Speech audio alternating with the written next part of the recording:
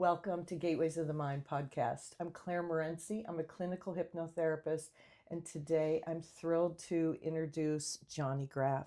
Yay. Yay.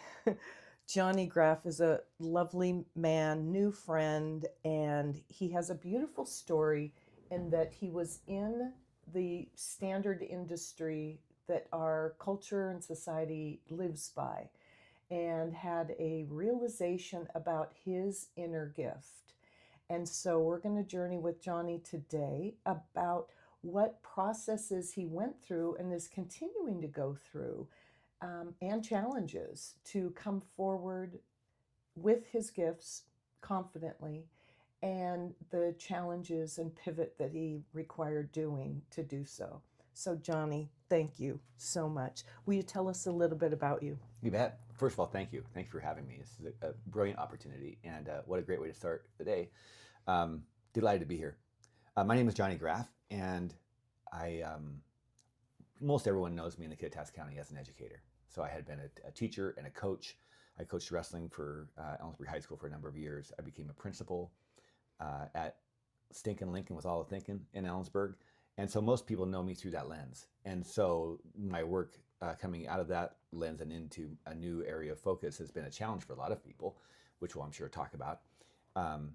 But I now consider myself a healer. So when people ask me, what do I do? It's been a challenge for me to say that out loud. But I say, I'm a healer. I help people heal. And so my journey over the past many years has been learning how to hold that space so that people can heal and move forward powerfully in their lives in lots of different ways. I'm not just a hands-on healer, but I also do life coaching.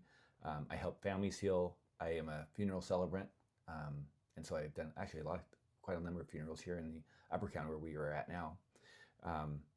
So it's been a really a complete departure from what I had been in the past to what I am now becoming, and I'm excited to talk about that. Awesome. Yeah. Thank you for being here. Yeah, of course. So, what was the epiphany that you had or felt or noticed that you knew you had to follow? What was the event or events in your life? Yeah. I love this question.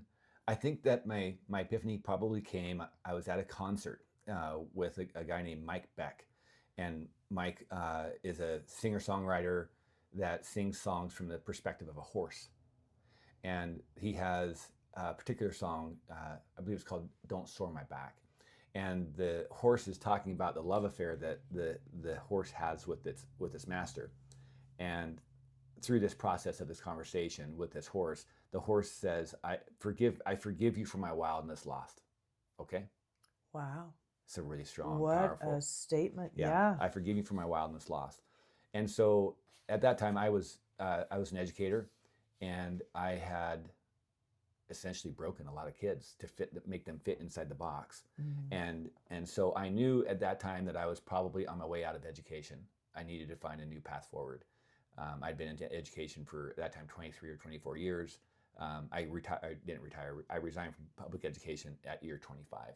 So it was less the epiphany of what was going to be coming next, and more the epiphany of that the life that I was living I was not congruent with my values anymore. And so it was either stay the course and just do something I did not believe in, or find myself a new path forward. And so it's more the epiphany of that than actually starting in. And that was when the beautiful journey started to unfold. As soon as I decided in my heart that I was no longer going to be working towards the same goal, then I needed to rewrite my goals. And that allowed me a whole new opportunity to explore. And this has been so exciting over the last 7 or 8 years. So, what new goals got on your list in this state of transition? Brilliant.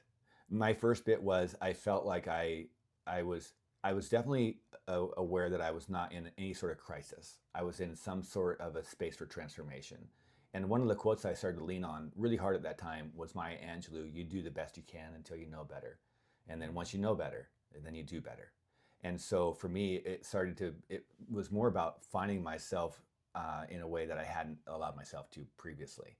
Before, I'd been so focused on the results and the outcome of public education and that role and title that I wore so proudly for all of those years, that I really didn't I thought that I knew myself, but I didn't necessarily know myself. And so I started a whole series of events. Um, I went to a personal transformation workshop in San Diego for a number of months. I extended that with some deeper work, which will come up later in our conversation, I am sure. I started to read new books. I started to explore new ideas, and all of a sudden, I realized that there was more to me than I had known before, and I had seen hints of it previously, also through touch. There were times when I would touch a parent or a child on the shoulder, safe touch, of course, and then I would have a profound reaction, and that was really curious to me, and I wanted to learn more about that. I went to some energy healers that were here in the Upper County, Shar and Dar. I don't know if you've ever heard of Shar and Dar, but they are brilliant, magical human beings. They have since their practice isn't any longer here, but I went to see them, and they gave me some really shining nuggets to start chasing, and so it felt like permission for me to move forth in a new way. Yeah. Awesome. And now I hope I'm doing the same for others. Yeah. I It's imagine been you quite are. a journey. Yeah. What I notice is when we have an experience and are on our path, then we know the way to guide others. Yeah. And kind of open the door. Well, Yeah. here you go. And then we have personal experiences to share with them that are real life, that are meaningful. And when we speak with meaning, the recipient can receive. Yeah. Yeah, awesome. Wow, that's beautiful. Yeah, fun. So, Fun. So what were you learning about yourself? So you had, sounds like several months. Yeah, actually several years. Oh. Yeah. And what were you learning?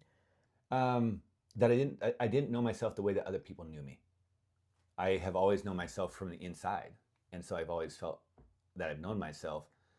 However, my behaviors, my actions, my ways forth, the way that I interacted with human beings, other people weren't feeling the way that I thought that I wanted them to feel. My kids, my wife, my close friends.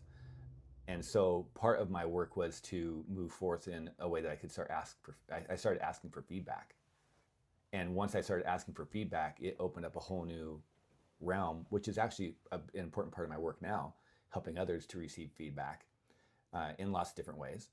And so once I started getting better at receiving feedback, I started to learn there was less offense. There's a saying: if the offense arises, the offense already resides within you. And so at first, when you start to receive feedback from friends or family, and they say things that you don't think are true, and you start to get triggered, that's a really good indicator that they're right. Indeed. It's accurate, and your ego doesn't like it. And so this has been a big part of my journey, is first learning that how other people perceive me is not how I perceive myself. And then beyond that, defining myself based on how I want I want to present myself to the world in an authentic way, not in a way that is egoic. I want them to see my full self.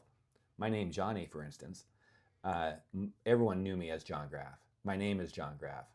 It's on my birth certificate, John Thomas Graf. But my family, my friends, when I was young, all called me Johnny, and I really like it.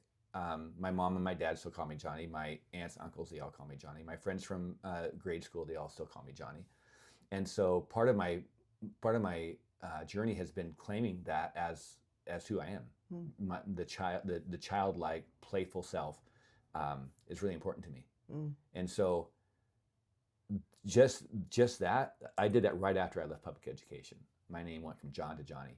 And so people were scratching their heads saying, oh my gosh, Johnny's lost his mind. He's going through a midlife crisis. It was the opposite. I had decided that I was going to take myself through a midlife transformation. And part of it was redefining myself. Yeah. Awesome. And name change is huge. The really frequency is different. Yeah. The hearing it in our own mind and then receiving it from other people. Yeah. So now tell me about the pushback, the resistance, the challenges that you had with family, friends, and your circle. Yeah. Yeah. When you became Johnny and start talking about or sharing your healing gifts. How did that go? Well, here's what I would say to everyone watching or listening to this podcast. Your circle changes. So my circle changed almost immediately. All of the people that were friends and acquaintances and such, they are not necessarily now. And so of course, my trusted loved ones, my bride, who's just absolutely amazing. She's been, right by my side throughout this entire journey. My kids, my very close inner circle, they're still the same, and they have been really patient and kind and compassionate as I move forward. But my circle is not the same. So friendships, they fall away. Of course, I'm not talking about the same things I used to talk about. The conversations I used to have, they're really boring conversations. They're about the weather, they're about sports, they're about the problems that we're having at work. Those are the types of conversations that I was having, that I was engaged upon. And now I'm talking about, energy, and I'm talking about personal transformation, deep stuff. And I'll often ask the people that I'm talking with, do I have permission to have this conversation with you? Because this is a really intimate conversation. And almost always the answer is yes. Sometimes the answer is no. But my circle has just simply changed. That's it. Hmm. And it's going to change for, I think, everyone who's on a deep journey of themselves. The circle will change. I'm sure that's probably similar for you. Did you experience something similar when you I went through sure did. your Yeah. unfolding? Yes, I sure did. Yeah, I went from real estate into clinical hypnotherapy, and then uploaded other tools I was already trained in that I wasn't yet using, and that was the conscious language and body language. And very much the same. Some of my old real estate friends, even when I would call them and say, hey, let's meet for lunch, crickets. And it was like, so That's that crazy lady that lost her mind. She's going through a midlife crisis. It took me a reflection of, okay, well, I thought we were friends. I guess we're not. And so it was interesting to then kind of let go of what I thought was real that wasn't, Yeah. So there is a lot of letting go. Shedding. A lot of shedding, a lot of letting go, a lot of private time, quiet time. I enjoy being solo a lot more than I used to. Yeah. So, how did you then kind of normalize what is still not quite normal in this healing arts? Some even still call it woo woo or roll your eyes or like, you got to be kidding. Yes. So, how'd you normalize that?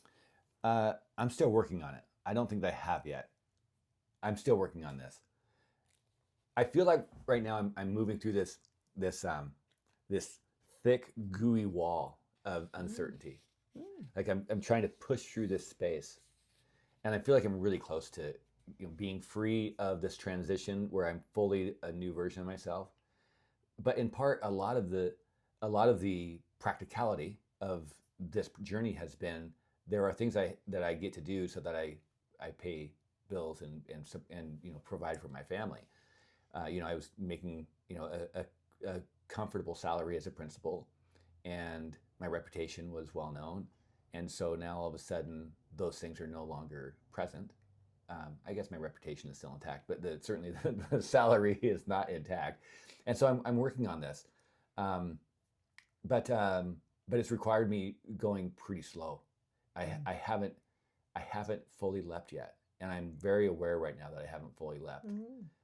But I feel like I'm getting ready to, as I move through this ooey gooey thick wall of uncertainty, I'm getting closer to the point where I am leaping. My wife is very frustrated with me. She's like, honey, you need to do this. You need to take the full leap. And yet I haven't quite yet. I'm still in the process, and I'm very aware that I'm still in the process.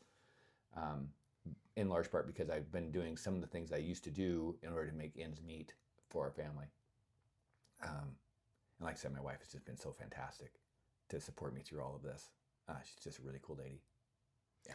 So how has that changed your personal relationship, going from the identity and comfort Yeah. that you had Yeah. into this exploration, and now communicating with her about being a healer and what happens Yeah. with my last client. And oh my gosh, I imagine you share some of these Of course. Of course. experiences. Yeah. I mean, How is that for you and for mm, her as they're yeah. receiving her new man? Well, this has been a lot of trepidation for me. You know, my wife fell in love with the person I was a long time ago, and of course we've changed and we've grown together. We've been married for 36 years, a long time, and so we've seen a lot of different versions of ourselves. But this version of me is a lot different. It's a lot different than what she has experienced, and so it's been a real challenge for both of us. For me, it's been a challenge because I'm scared. I have a great deal of fear in my body because our relationship is of tantamount importance to me. Like it's the most important thing, other than the relationship with myself, my relationship with my wife being vibrant and lovely and connected and all the things that you want in a relationship. That has been really difficult to navigate because a lot of things that I am doing, she doesn't understand, and so she has just been absolutely trusting that I'm going to, come through this in a way that supports our family and supports our relationship. And so for me, it's been, I've held a lot of fear in my body. Um, for her, I think it's just absolute trust. She has really deepened her trust that my journey is going to be supportive of our relationship. It's been a real topsy turvy 7 years, but we're so much closer than we were. Hmm. It has deepened us in ways that, I mean, boring, maybe that's the wrong word to use. I don't think we were boring as a couple, but I know that we are spicier now than we were before because we've learned so much more about ourselves, because this process has taken us into a space that we wouldn't have never been able to go to in my old ways of being. My new ways of being, I'm always putting a new version of myself forward, trusting through the fear that I'm still going to be lovable through her eyes. My self love, I never loved myself before. Hmm. That's something that Wow. has come forth in this. I didn't know how to love That's myself. huge. Yeah. I had no idea Awesome. that I lacked self love. Mm. And now I can look at myself in the mirror and say, Johnny, I love you. And I can say that without any embarrassment to my, it doesn't feel fake. It Mm-hmm. feels real. Mm-hmm. Beautiful. So, fear, how are you coping with it personally? And do you notice, are there waves of it that Oh come my and gosh, go? such a brilliant question. Yeah, so definitely feeling the wave of fear is an absolutely new experience for me. I've been scared, of course, throughout my life. Usually because I've been startled or because I'm doing something that's scary, but I've never felt fear come in waves, and that's how it feels to me. Does it feel Mm-hmm. like that to you too? Mm-hmm. Oh, Indeed. and I'm Yeah. just now, I'm just now really getting to understand that that's what it is. It's authentic fear. Mm. For me, it's complete fear of failure. Yeah, Mm. really fearful of failure and not being able to move my gift forward. Uh, I know that I have a gift. I know that I have magic, and I have lots of evidence to support that. And so I just want to be able to use my magic in a way that supports my life and supports the lives of others. And I haven't figured it quite out yet. So, tell me about your magic. What are you aware of having magic? I like saying it now. Before, when I used to say I have magic, it seemed kind of, I don't know, braggadocious. Mm. But now when I say that I have magic, I know that it is a gift from, you call a thing whatever you want to call it, divine, God, the great creator, Mother Nature. It doesn't matter to me what you call the thing that is bigger than us, but it is a power that is a gift that has been given to me that I know that I have. And my gift is usually in my touch. So sometimes when I reach out and I touch someone in an appropriate way, it has a profound reaction. So You mentioned earlier you mhm, had a profound reaction in your body. yes, So now you're aware that they do as well. yes, not everyone.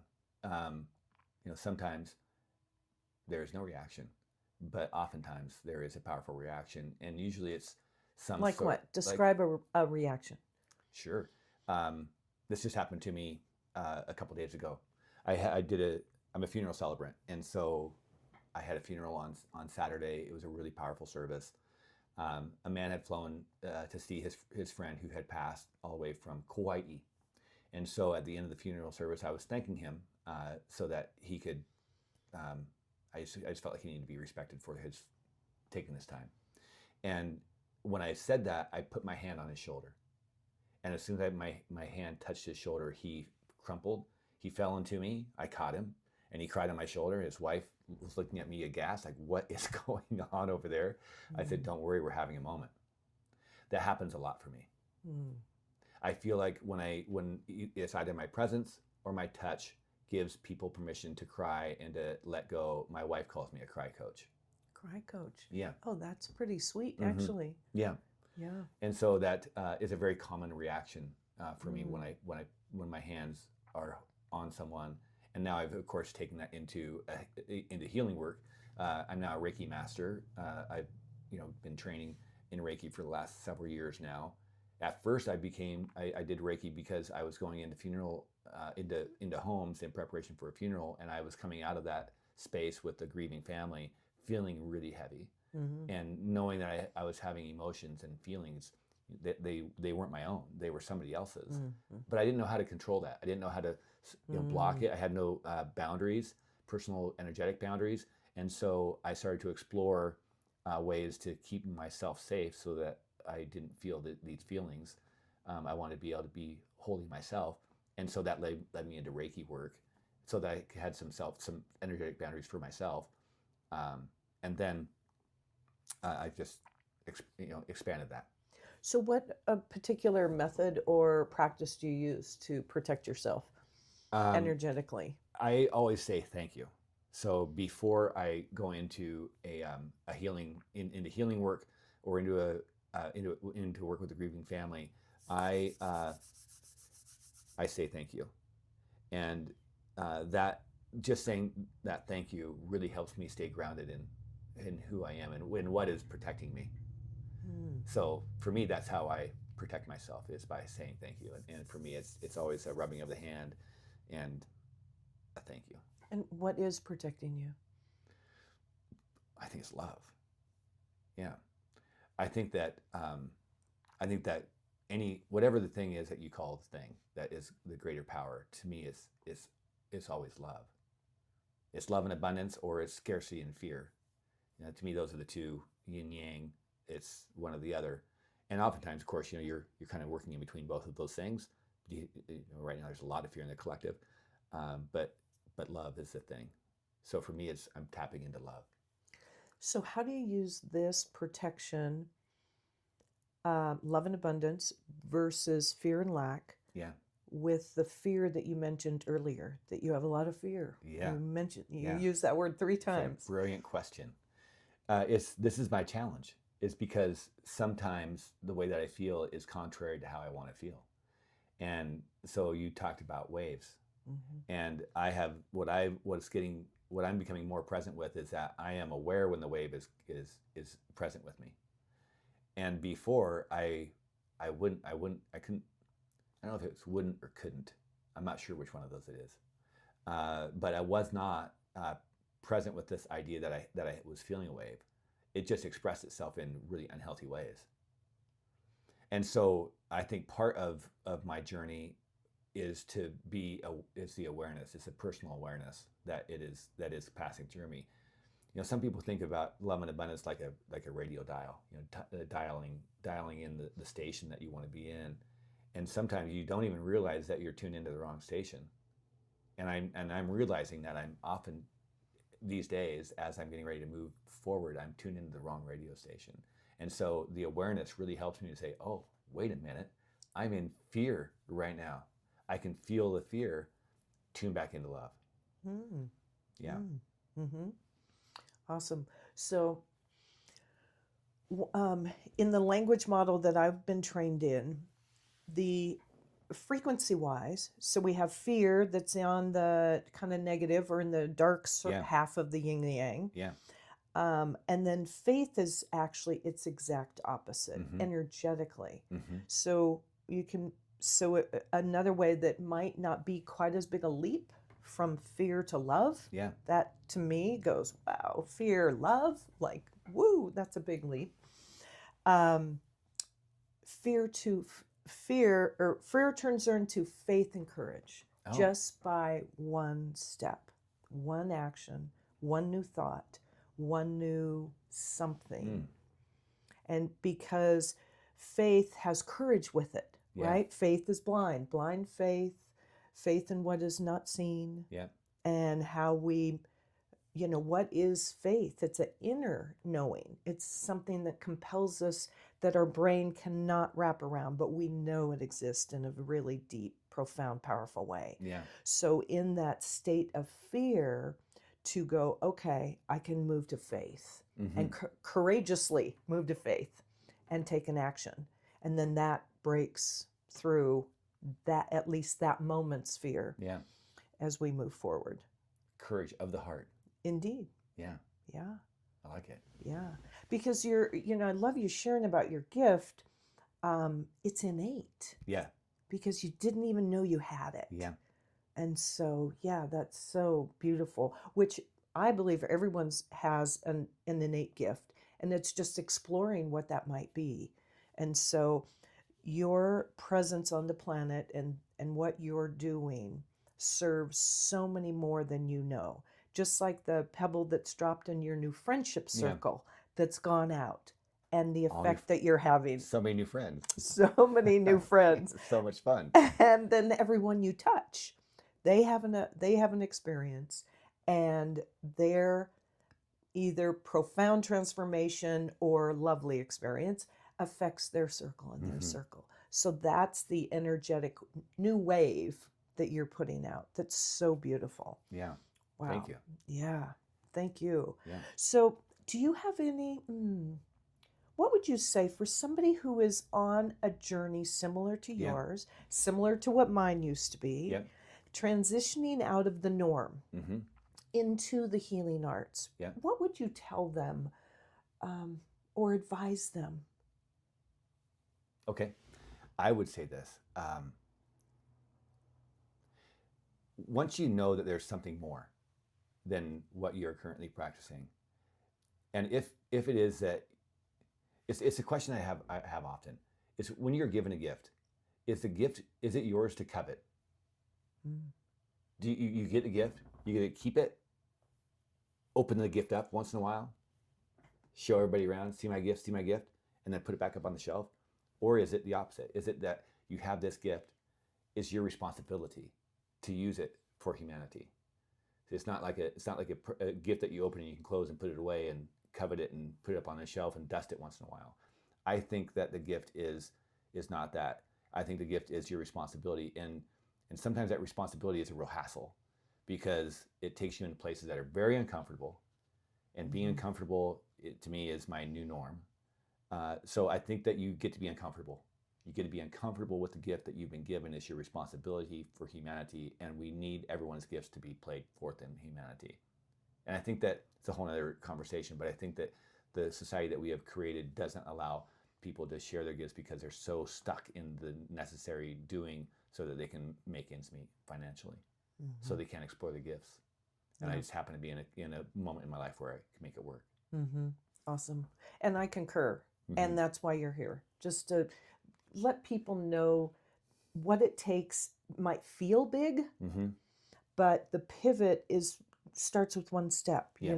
The 10,000-mile journey starts with your first step. Yeah. All of those one-liners we grew up with and we know from Yeah. books we've underlined are all true. And that's the only thing that we're required to do, is take that first step. Yeah. And then come and see Johnny. Yeah, come see me.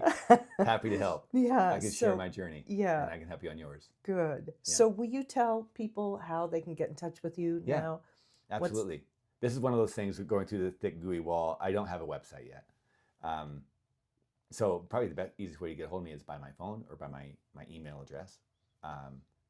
So Johnny at forhealinggoodinc.com or Johnny at braveplumhealing.outlook, or My phone number is 509-899-0833. Give me a call. Be happy to help. Thank you. And all of these links will be down below, so you can easily click and find Johnny. This has been a treat. I know I'll have you back. Thank you. Yeah. We have more to talk about. We have a lot more We've only to just talk about. scratched the surface. Indeed. Because we didn't really get into the gooey, sticky parts of the thing yet. So Yeah. looking forward to that. That's next. Thank you, Indeed. Claire. I Thank you appreciate you so much. Thank you. Yeah. Thank you all. Enjoy your day. Thank you.